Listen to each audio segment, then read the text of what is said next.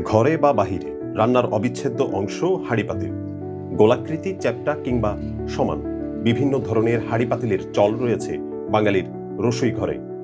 তবে প্রশ্ন জাগতে পারে, এত আকৃতির হাঁড়ি পাতিল কোথায় বা কিভাবে তৈরি হয়, আর এমন আকৃতি বা দেয়া হয় কিভাবে?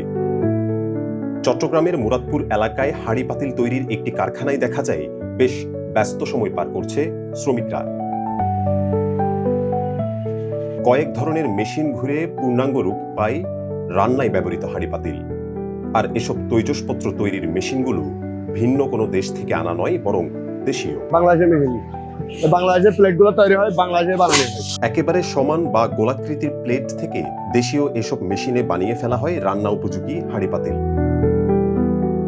এই প্লেটগুলো বাইরের সাপ্লায়ার থেকে কিনে এনে কারখানায় কয়েকটি মেশিনের সাহায্যে ব্যবহার উপযোগী পাতিলে পরিণত করে বাজারজাত করা হয়। দেখছি তারপরে ডিস্কো, হান্ডি এগুলো তৈরি হয়। বাড়ি থেকে সিট কেনা হয় আর কি, বাড়ি থেকে সিট কিনে এনে এখানে বানানো হয়। বানানোর পরে দোলাই হয়, দোলার পরে এগুলো ওই শোরুম নিয়ে বিক্রি হয়।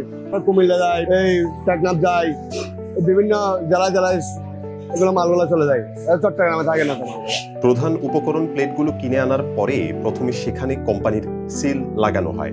তারপর সেই প্লেট যায় মেশিনে প্রস্তুতির পর করা হয় ধোলাই।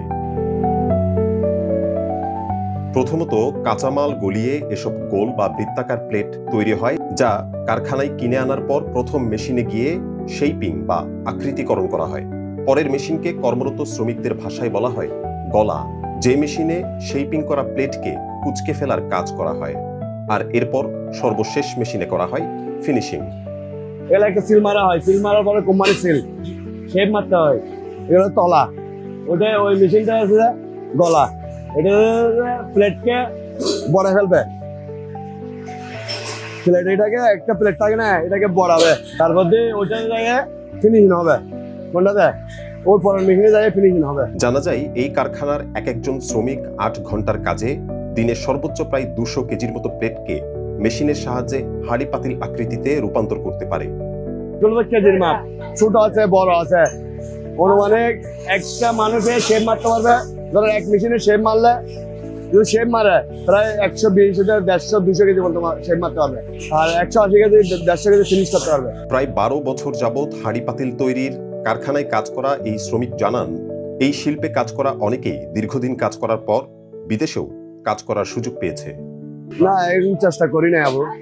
অনেকজনে করছে, বাইরে তো অনেকজনে গেছে। এখান থেকে মুরাদপুর থেকে অনেকজন বাইরে গেছে।